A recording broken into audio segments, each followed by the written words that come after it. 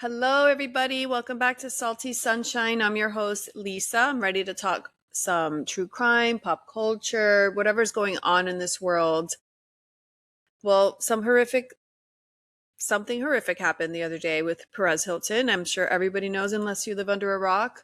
I woke up in the morning to just a million people posting that he went live on TikTok, probably between 10 and 11 at night. And I'm not positive if he was already naked or he got naked on camera, but at some point he was naked head to toe, genitals out, cutting himself. It was a horror film, saying weird stuff, and he wanted the cops to go to his house so they can shoot him in a shoot off.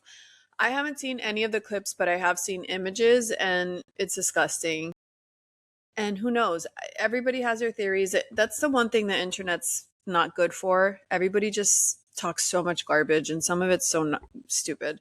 But he lives right up the street from my house, so I feel as though I even heard ambulances pass by my house the night before, and it might have been for him because he lives in Westchester, which is up the street from me. And it's interesting because he moved to Miami from Vegas. Westchester is fine. It's a great location because it's close to Coral Gables, Coconut Grove. It's close enough, but you're kind of more suburban. So you have the cheaper stores and grocery stores. You don't have to pay for parking and stuff like that. But it's definitely not considered a bougie neighborhood. So, I mean, a house can be $800,000, but that's only because of COVID and all the price hikes. That's not what it should be. But regardless, he lives right up the street. And at first, they were reporting that his kids were not in the house.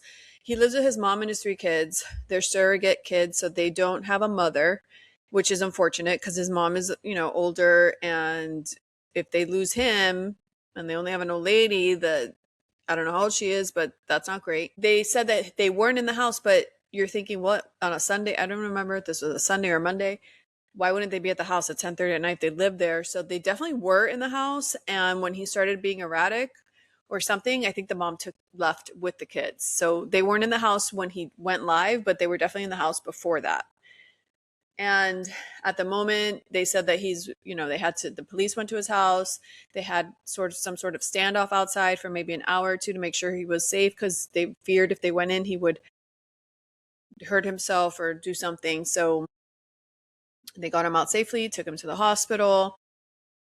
And now that he's awake, he will need some sort of surgery because he lost a lot of blood and he had thousands of cuts on him, which must hurt so bad the next day. That's great. You know, when you get a little paper cut, that shit hurts. I can't imagine thousands of cuts all over your body. Open wounds like that hurts a lot. So everybody, some people have sympathy, and then the weirdos, of course, talk about 20 years ago when he harassed some celebrity or something. It's just so ridiculous. Nobody, you should just feel bad in general. It's an awful thing. It doesn't matter what anyone did in their past. It's what's happening right now. Unless, they raped or murdered someone or something, but he didn't do any of those things. So prayers go out to him. I don't know what's going to happen with his children. I can't imagine he'll be able to be alone with them without undergoing severe trauma therapy or something. I don't know what's going on with him. Who knows? But he did have sepsis earlier this year, April, May, and he also has been on Ozempic like the rest of the world. And he was severely skinny, which can't help if you are malnourished and not eating enough. Then you get sepsis, and then you have all these drugs pumped into you and whatever else he's on, and maybe he has depression and he's on something for that. I don't know what's going on, but if you mix all that together, that can't be great. They did say that there is something called sepsis psychosis, but he also had not only sepsis, he had a complication. I forgot what it was called, thrombolis or something, I don't remember. So he went through a lot, and we don't know if that's related. I guess it'll come out later as we know more. But that was definitely a crazy scene. Everybody is calling for TikTok to be sued because how can they let that stream so long? Other people are saying that was on purpose so they can find out where he lived or something. I don't know, but what did make me chuckle are the comments saying, dude, my account was taken down for my hydrangeas, because they do all these stupid things. You do the dumbest thing and they they fine you, or they give you a violation, or they what do you call that? Not ghost. There's a name for it, but they kind of take your account away in some sort of fashion, and then they let this run wild. So that's kind of crazy. But isn't that with everything? Nobody really knows what they're doing. So that was nuts. I'm watching Project Runway. Are you? It is so good. I love that show. That is my comfort show. It's such a good show. Tyra Banks is a judge on there. This last episode, she goes at it a little bit with La Roche, and they really went at it. La Roche could be kind of a jerk sometimes, and he's a little full of himself, so he gets a little out of line. Tyra claps back, and I like it. It's such a good show. There's my favorite designer on that show is Jude. Impeccable. He's underrated, but his technique is perfection. It's classy and chic, and his lines are clean, and it's not the most wow, but it's sexy and hot and good. It's my style. I love it. I hope he wins. So it's great. If you like Project Runway, this week they did outfits made out of paper towel, which is pretty incredible. It's just great to watch them. My dream is to do a sewing room, and my daughter's already sewing and doing all those things. I've always wanted to do it all my life, and I want to get into it at some point. Sewing is not easy though. It's tedious and difficult, just like any other arts and crafts. So I just have the vision of the designs I want. I know what I like, and I have the vision. I don't necessarily know if I want to physically do it myself, but I want to try. I'm going to try at some point. Then I saw Should I Marry a Murderer on Netflix. I saw all these weird shows since the last time we spoke, and that was a weird one. On Netflix, Should I Marry a Murderer? This girl starts dating some guy, and I think this is overseas somewhere, and she hasn't had the best luck with boyfriends, and she thinks, oh my God, he's so nice. They click, they get along, they go out, and then they're out golfing or doing something, or shooting. I don't know what they're doing, but they're in some field. And he feels so close to her that he confesses and trusts her to tell her that a few years ago, or a year ago, I forgot how long, that him and his friends accidentally killed a man. And that this man was on a bike, and they were coming from somewhere, and they were in a truck, and it was nighttime, and they didn't see him, and they hit him, and they pushed him off the road, or I don't know what. Instead of calling for help, they let the guy die. And he kind of lied to her, saying that the guy kind of died instantly, maybe, and they didn't want to all go to jail more in their lives. They know they're not bad people. It was a mistake. And what was the point of calling the cops if he was already dead? So, of course, she is a pick me. No, I'm kidding. She doesn't know what to do. She's conflicted. She really likes this guy. They're engaged at this point, I think. Yep. He just met her family. I think they're engaged. And she's like, this is the guy of my future. I can't, maybe it was a mistake. Maybe he's not a bad guy and he's trusting me. I don't want to blame his trust. I don't want to break his trust, which I get that. Because if you're close to somebody, you could be like, yeah, that can happen to me. I mean, if you freak out and then maybe you regret it later, but you already made a choice and now you can't go back. And what's the point of blowing up his whole life? But of course, her conscience doesn't let this go as life goes on. And she's just like, well, this is nuts, and that guy has a family, and that's not cool. Like, we should know what happened. But as the story goes on, she does seem to grasp the fact that she ends up telling her parents, because she can't hold it in anymore. Her parents are like, you got to tell the cops. But then the parents even regret that, because they're like, well, he knows where we live, and now we don't feel safe. And so she does tell the cops. They start to have her record her conversations with him, try to get something on tape. Or she does it on her own. But they do some sort of stuff. And so they do bring him and the two friends involved. They do bring him in for questioning, but they don't know that she's involved. They don't know that she's the one that said it, although he just told her that, and all of a sudden they're bringing him in for questioning. So he's kind of dumb. He didn't put two and two together. So she stays with him, and the cops are questioning him, but he thinks they'll be fine because there's no proof, there's no nothing. And then and then they do drugs together, which is another.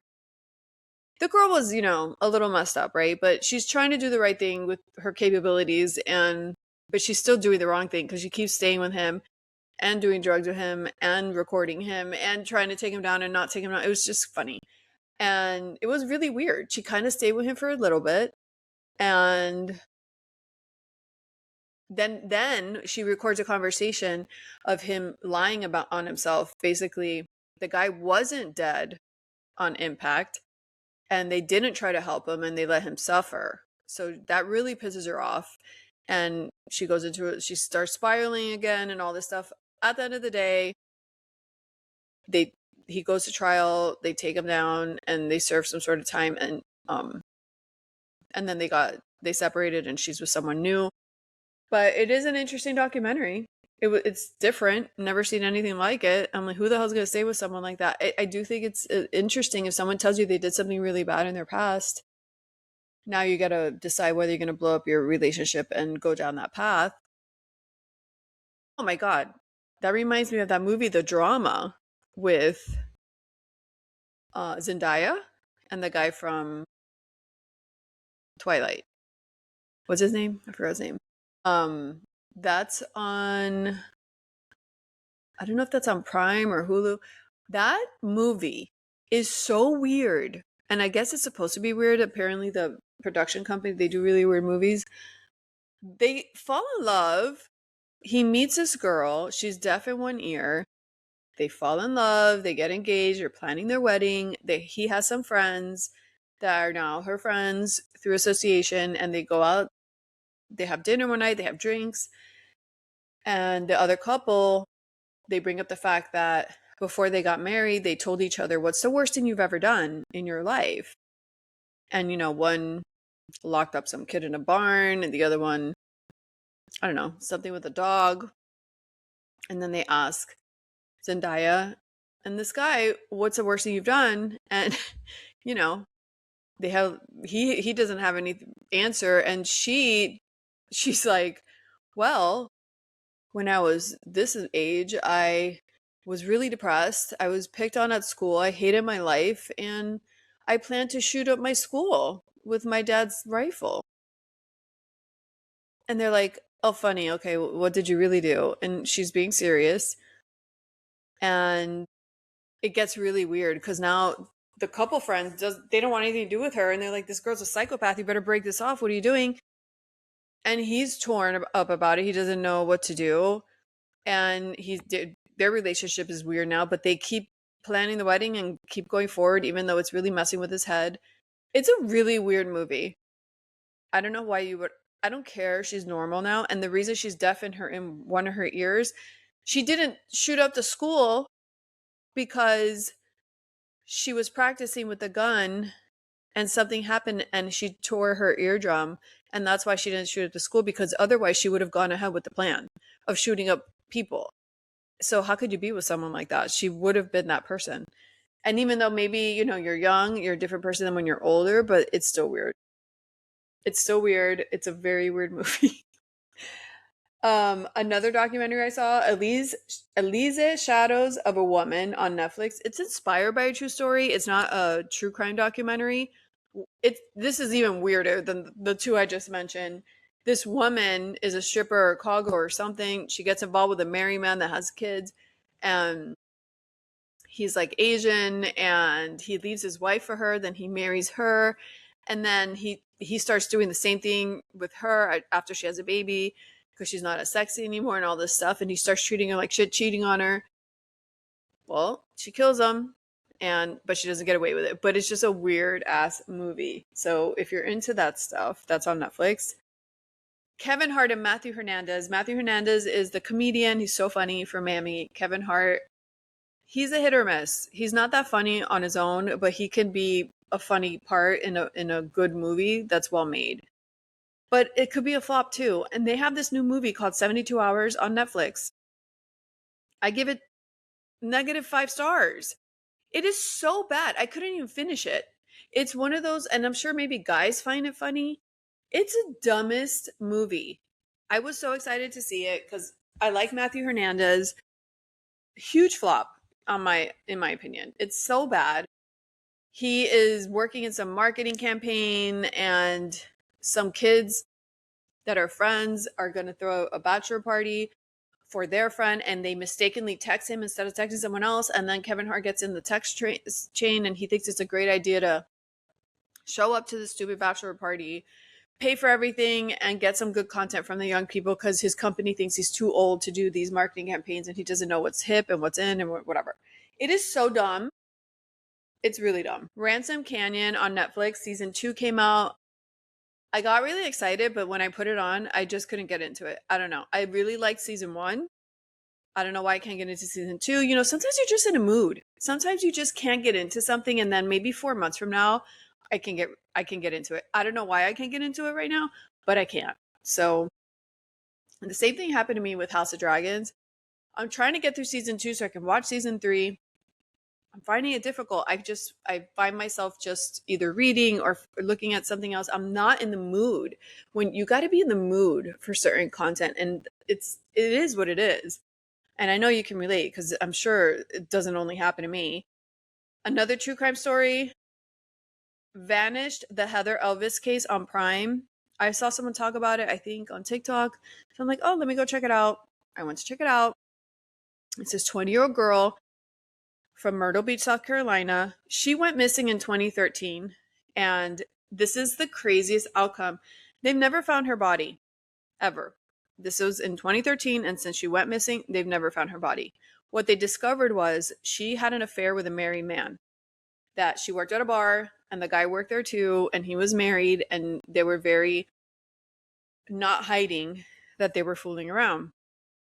The wife caught wind, and he had to cut it off with her, but I don't know if they ever really cut it off because they kept in contact. Long story short, that husband and that wife were put on trial, and they were convicted of kidnapping conspiracy for a 30-year sentence, but not for murder because there's no body. How can you convict someone of kidnapping when you have no idea what happened? But I guess there was enough clues in the text messages or phone calls or witnesses or something that they really do think for sure at least the wife had something to do with it, but both of them together. So that's a really interesting story. If you're into true crime, on Prime, it's called Vanish, the Heather Elvis case. It's a really weird outcome too. And they've never found her body, which is so infuriating for her poor family. So that was one. And then Toxic Love Story on Netflix. I cannot stand what Netflix is doing. All they're doing is grabbing old Dateline stories, regurgitating them and acting like they're brand new. And I've already seen it. So guess what? I'm wasting my time watching an hour, 30 minutes of something I already know. And I'm like, wow, that looks familiar. Oh, it's because I've seen it before. I am so annoyed. They should make a law that they have to put a disclaimer on the bottom, previously shown on Dateline. Because if you watch Dateline 2020 and all these things, like me, you're going to have seen most of these stories. So if they put it on Netflix and it looks like a new thing, but it's not, that's not cool. I want to know I already saw it because I don't need to watch. I already seen it. So that one. And then, so Bethenny Frankel's opening Supermodel Cafe in New Jersey. I'm kind of jealous. I want to go, even though I don't like caviar. I do love bagels, but she has like a lot of caviar spreads. And then she put her menu. One's called Pop Your Cherry or something. She's trying to be really funny with the menu. You know, I saw some girls get some PR packaging from her and they were trying it. The bagels look really good. Everyone's saying, oh my God, you know, people are haters, but it's a fun idea for summer. It's just a pop-up. It's not, I mean, I don't know if she's going to keep selling these products after the pop-up, but it looks fun. Why not?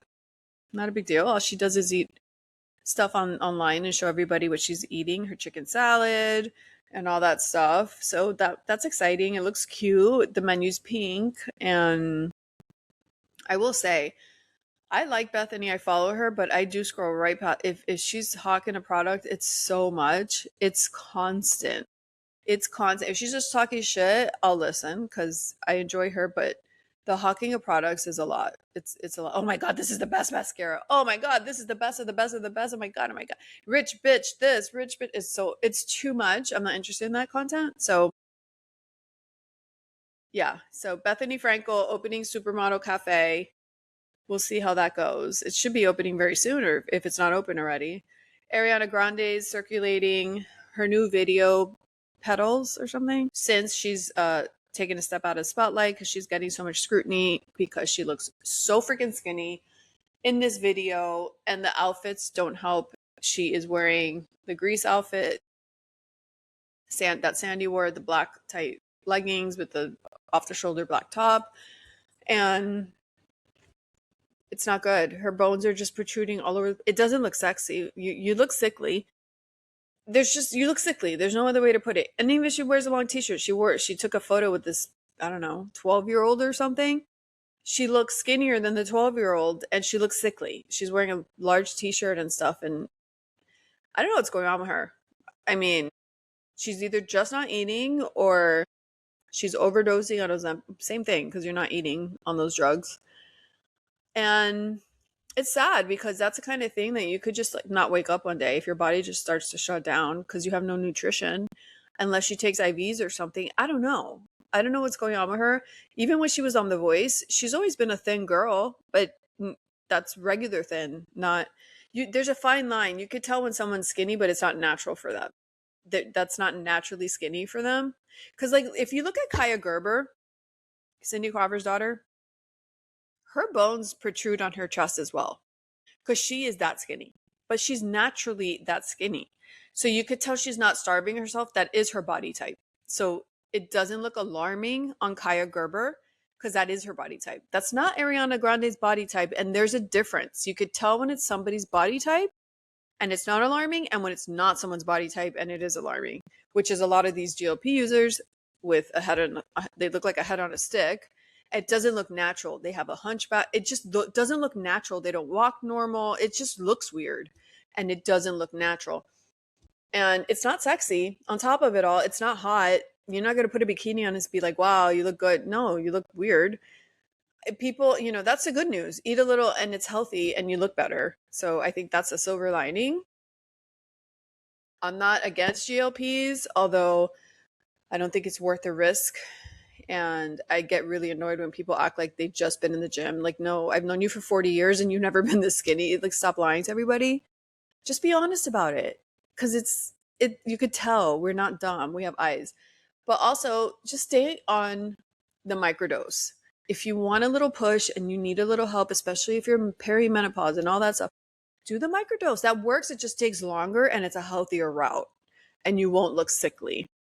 That's just my opinion, obviously. But all these people, I mean, Iris from Love Island last season, she's half her size. She had a banging body and now she looks ridiculous. There's so many people. That's what really pisses me off. When you have Mika, was she on Love Island? She was on one of these shows. Mika from Love is Blind. Nobody has a better body. That girl has the best what do you call that? Measurements and dimensions. She has like the best ass. Her body measurements. She has a really good body. Like, I love her body. Now she's half her size. So she lost that. She still looks fine, but she just lost that boom look. And whatever. They could do what they want, but I don't know why they're doing it. Because they looked better before. But anyways, Bethenny Frankel and her Supermodel Cafe.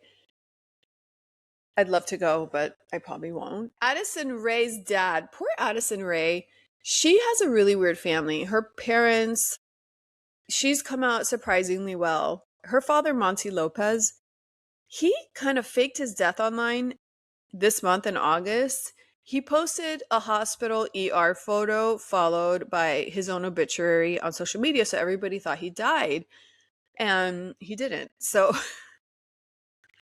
he shared updates and images wearing hospital bands, hinting at serious injuries, and an online notice resembling a formal obituary surfaced via his account, stating he survived by his children.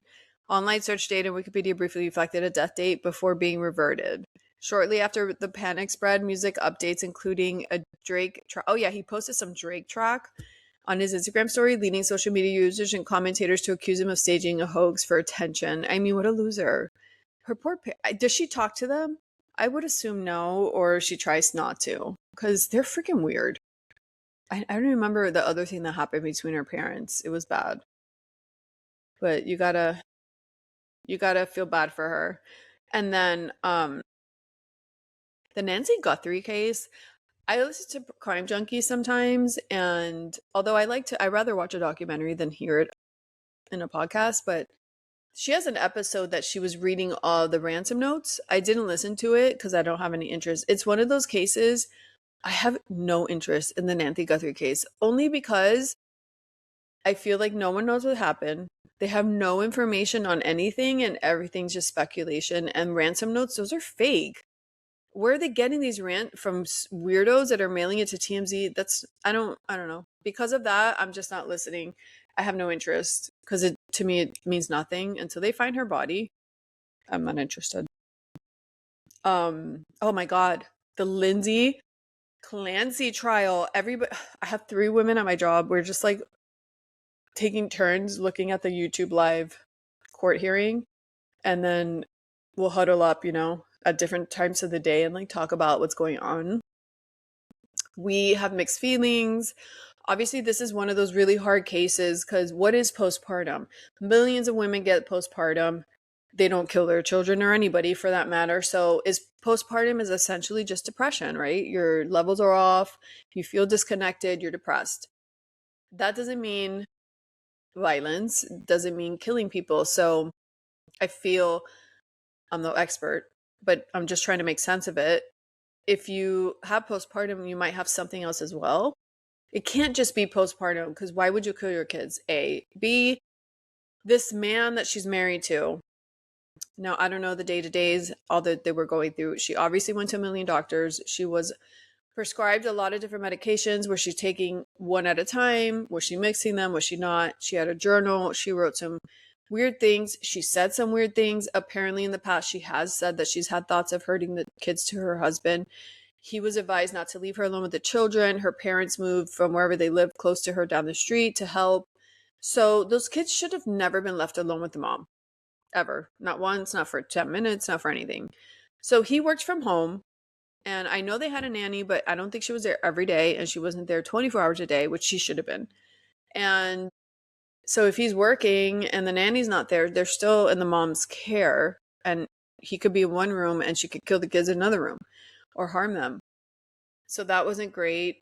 The parents were there too, so why couldn't they pick up the slack when the nanny wasn't there? I don't know. But maybe, I think people don't want to believe the severity of what's in front of them. So maybe they thought, oh, she's fine, or, she would never do that, or all these things. So she's on trial for using an exercise band to suffocate her 3 children, ages 8 months, 3 years, and 5 years. Disgusting. Every time I see their photos, I just have a hard time having any empathy for her, just because it's just so awful. It's just so awful. And part of me feels whatever was going on with you, you should have stayed the hell away from the kids. So serve your time. I don't know. But then the other side is, what is a psychosis? I don't know what that means. Does it mean her brain blacks out and something takes over and she really didn't know what she was doing? It could be. Maybe she just served the rest of her life in a mental institution. I don't know. But the awfulness of killing those innocent babies, to me, I find it hard to come back to any sympathy for her. I do have sympathy for the fact that she's going to suffer now for the rest of her life. I mean, I don't know how bad she feels about it. We'll never know. We don't know what goes on in people's heads. And people change. You don't know if she turned evil. People could turn things. It's, just because she was good once doesn't mean she was good later. But after she killed the kids, she went upstairs and sliced her wrists and cut her neck and threw herself out the second story window, and resulting in her being paralyzed. So now she's paralyzed for life. She's in a wheelchair, which I've never thought about this, but if you're in a wheelchair, how do you can't be in jail, can you? Because who's going to bathe you? How are you going to a bathroom? I don't know what they do in those cases, but she's already doing time with her life the way it is. And she was crying in the courtroom when they were showing the autopsy of the babies. So maybe she does feel bad for that. And that's torture in itself. But it's really weird because after that happened, 4 months later or so, I think the husband took some solo trips so he can just be by himself and get away from all the news and everything and regroup. And then he moved to New York. And when he's in New York, he meets this new woman that he's now married to. I don't know if she's pregnant or not, but they just got married a few months ago. And the woman looks like his ex-wife's twin. She literally looks like the twin. So he basically replaced his wife with a new wife, a new version of her that looks exactly like her. I'm telling you, from the hair to the nose to the eye, she looks like her twin. Her freaking fraternal twin, maybe, but a twin. If you do a side by side, you're going to freak out. Look it up. I think they even did a side by side. She looks just like the ex wife. And she was an infertility doctor, and the ex wife was a baby nurse. So they're in the same kind of field. It's very eerie. Men in general, and now everyone's with the conspiracy theory that they think the guy did it, or he over medicated her, or made her think she did it, but she didn't. I don't believe that shit at all. At all. Do I think maybe the man checked out and was thinking about himself and he's like, dude, why the fuck did I marry a crazy person? Or why is it like, because you know how guys are, they're selfish, they only think about themselves. That's how they are. And not all of them. There's some that have more of a heart, are very helpful, but that's not the norm. That's not common. There's many of them, but you know, for the most part, you can expect a man to be for himself and selfish. And they just move on so quickly. They move on. I don't think he wanted his kids to die. That's first of all. So that's why I don't believe in these theories. If he wanted to get rid of her, I would believe that because men are very capable of that. But I don't think he wanted harm for his children. I really don't. And she also obviously planned the time for him to leave the house so she can get that done. He was gone for 57 minutes and she told him to go get the medicine for the baby and food for dinner because she didn't want to cook and whatever. Apparently, she woke up that morning with a pep in her step. You know, right before you're going to commit suicide or before you're going to die, they say that you have an extra pep in your step a few days before, the day before. You act normal, you act happy, but then it's only because you know the end is coming. And so I find that interesting that she had an extra pep in her step. She took the kid to the doctor that day, which she never does, got dressed, whatever, and then plans this thing for him to get out of the house so she can kill the kids. So that's suspect, you know. But again, if she's going through psychosis, she could be going through it for a day or two or three or whatever. And that's part of the plan. But it's hard to tell and we're never going to know because if she knows something we don't, she's not going to say it. She's not going to say, yeah, I fucking hated my kids that day and I did this on purpose and now I regret it. I don't feel the same anymore. She's not going to say that. So we're never going to know. But it is weird that he moved on so quickly. I mean, I can't imagine my spouse killing my 3 little kids and even looking to date for a good 5 years. And I'm not saying that's just me. I'm not saying he should never move on, whether it's 2 years, whatever, but I do think he moved on very quickly. But men are like that. They need a fresh body next to them, a warm body. They need that. And they don't care who it is. They just latch on to whatever makes sense and that's what they do. And then that's why women, we take longer to get over a relationship, but then when we get in a new one, we're kind of healed. Men do the opposite. They get in a relationship right away and then they have a breakdown after when it's not what they thought it was or whatever. Because they never took the time to heal. But that trial is going to be really interesting, the outcome. I could, if I was on that jury, I don't know what I would do because on any jury of all these heinous things that happen, I'm so indecisive. I have so many questions. I don't know what I would do. But it is an interesting, it reminds me of that, what was that, Andrea Yates case? She had 5 children. I think she lived in Utah or something. She was married to a pastor. I think that's a little different because I think that world is weird. She was in a weird world with probably a controlling husband full of religious bullshit. And I'm a Christian, but religious people are weird sometimes, and especially over there. And she drowned her 5 children and blamed it on postpartum. So again, I think it's a little more than postpartum. Maybe medication mixed with the psychosis thing, but it has to be something else. Unless I'm not understanding what postpartum is. But yeah, that's I'll be following the case. I think everybody's following the case. Um, and she never denied that she killed the kids. And people are like, he brainwashed her to think she did that. No, no, he brainwashed her to throw herself out the window and lie about everything. No, you guys think about this. There's no way that he did that. So he could have just abandoned her emotionally and not been there for her, and maybe that drove her a little more crazy. Sure, that I can believe, but not the other stuff. And then the Nolan Wells case, um, they're saying that there's a little more information with kind of footage of the boat when the boat they were calling in for the wreckage for a repair that needed to be done. And it kind of, I don't know exactly what the new information was, and they won't his autopsy came back inconclusive, so they don't know. They don't have a lot of information right now, but they're basically saying that it looks like the kids are not involved from what they see, and the parents want them. The parents believe that the friends were involved, but it doesn't seem like they were. But I mean, we have to wait for more information to come out because the footage arrives as investigators continue piecing together final hours on Horn Island, a barrier island accessible but only by boat. Did they talk to the girl that he was supposedly left stay behind for?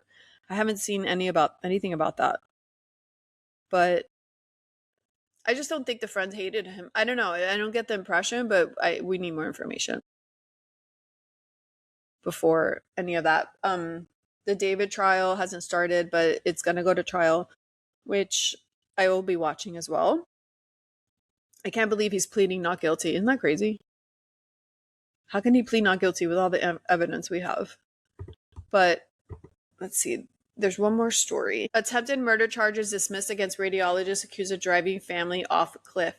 This is a crazy story. This is a radiologist who drove his family off a cliff in 2023, only for them to miraculously survive. Recently had the attempted murder charges against him dismissed. So Dharmesh Patel, MD, officially had his criminal case closed on Monday following completion of his court-ordered 2-year mental health diversion program. This after defense psychologists had described the physician as having a depression-level psychotic break 3 years ago when he drove his Tesla off the road in an apparent suicide attempt. Not one witness came in to testify that Mr. Patel poses a risk of danger to society, his attorney said. A decent human being with zero criminal activity history. The original incident occurred in January 2023. He drove his wife and their 2 children, small children, off a cliff near Devil's Slide in San Mateo, California. His car reportedly plunged 330 feet from Highway 1 onto a rocky beach just south to Pacifica. Authorities had claimed the wreck was so devastating that it was a miracle anyone survived. In reaching her decision, Judge Cho cited reports the radiologist is doing very well in the diversion program. The initiative was set up in 2018 by state lawmakers to help stem this tide of mental illness. So he basically has his case dismissed, and I believe he's back with his wife. I think she took him back. I think that's why I read this article. I was like, what? I think the wife forgave him because they're saying that he had an episode. But see, this is another thing. It's just like the postpartum. You can just chalk it up to a one-off, it's not who they are. They just had a mental episode. So yeah, that's interesting. Yeah, that's my true crime. That's what I have for true crime. Chelsea Handler came out. I think she made a comment under somebody's when that podcast earners thing came out. They said, Joe Rogan and whoever else, the top podcasters, what they're paid. Joe Rogan was astronomical, like an $80 million a year situation. And Chelsea wrote under one of someone's posts, she wrote a comment saying something really bad, derogatory to Joe Rogan, saying he should have donated to, I don't know what and what. I'm surprised because Chelsea Handler doesn't seem stupid to me. And that's a really stupid statement.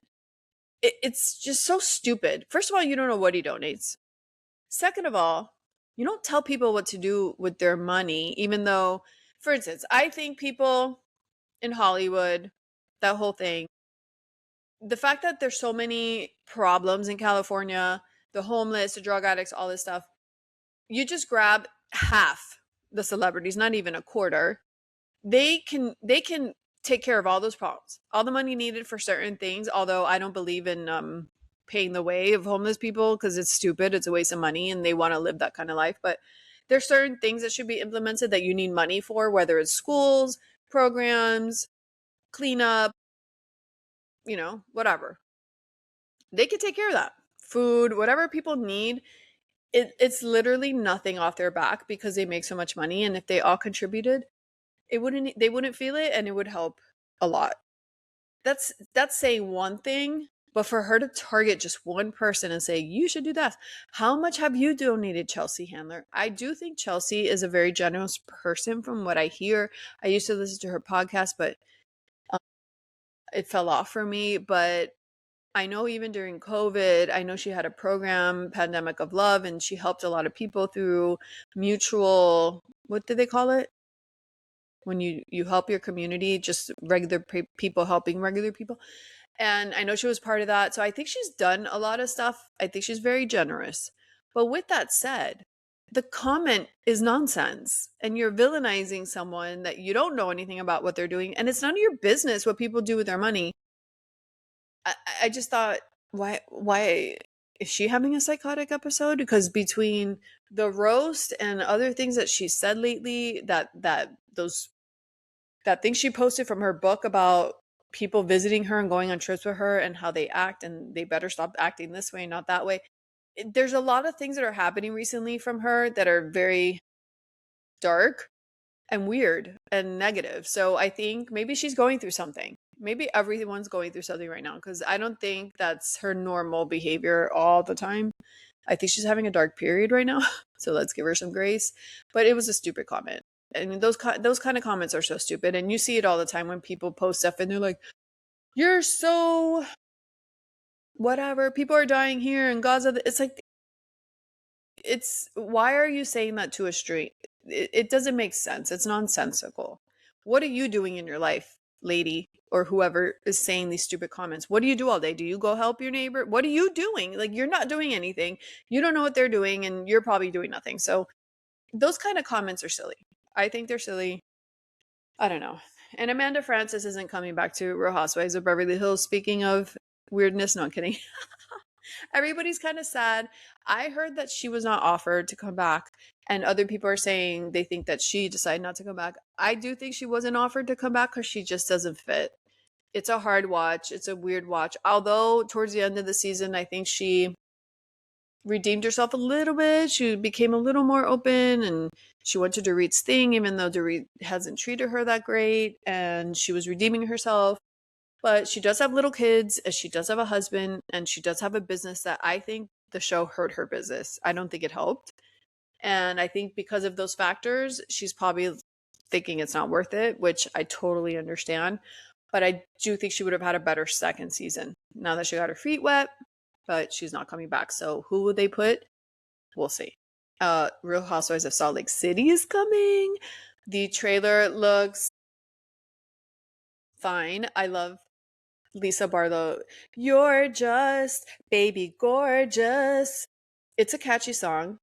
They just had some sort of housewives party, and Melissa was there, Melissa Gorga, Teresa, Luann, Lisa Barlow. Luann singing into the camera every chance she gets, and when no one's asking for it. That's the confidence we should all strive to have. She has the most blind confidence. She just has no self-awareness. She truly believes in herself. She sings like shit. She cannot sing to save her life. She's cringe AF. She's so cringe. Oh my God, that woman is so cringe. She dances, has no rhythm. She's almost as bad as Ramona dancing. It's fun to watch. I love the content, but if I were her, I would be embarrassed for myself if I saw it later. I think my kids would be embarrassed. Her kids must be. It's very old lady, unself-aware moves, but it's entertaining. So it's just funny. she's definitely, I don't even know what the term is, but she really believes in herself, and it's aspiring to have that kind of confidence. Yeah. Um, so yeah, Salt Lake City's coming. Oh my God, Real Housewives of New York looks amazing. I love it. I love the new people. I love Martha Stewart cameo. I love it all, love it all, love it all, love it all, love it all. So I'm excited for all that. So stay tuned for the next reality recap and my next book review, which is coming. And I think I'll see you all next week and talk some more stuff. You can find me on all social media, Salty Sunshine Podcast. I'll see you next week. Be your best selves. Bye.